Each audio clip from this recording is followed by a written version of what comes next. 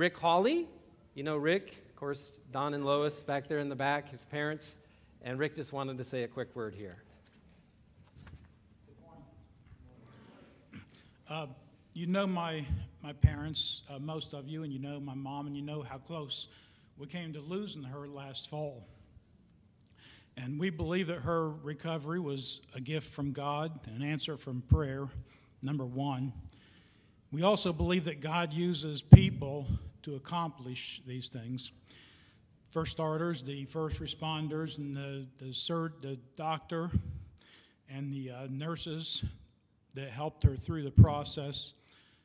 God led them and helped them perform successfully, and that was a great blessing. After a procedure of that gravity, the recovery is very arduous, and that's where many of you came in. Del Delker used to sing a song called Sermon in Shoes, and said, "Oh, Christian, do you know you're a sermon in shoes?"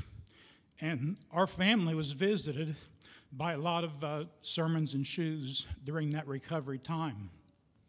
And those of you here today, many of you were the ones wearing those shoes. You came and brought food, you visited, brought comfort.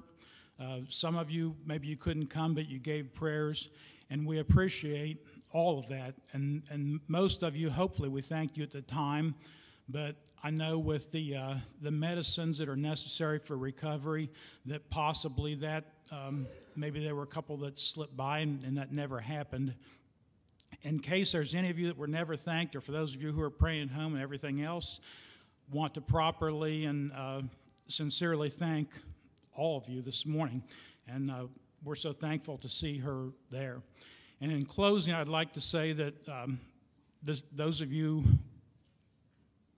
that are the sermons in shoes, sometimes you also need the sermons from the pulpit, and that brings me to the last thing, and that's Pastor and Mrs. Long and Pastor and Mrs. Willis.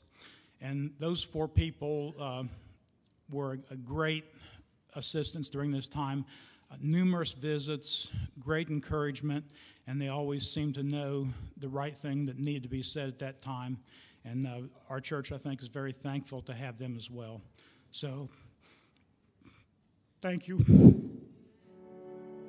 From generation to generation, passed down through every age, there's a story of a Savior whose love will never change.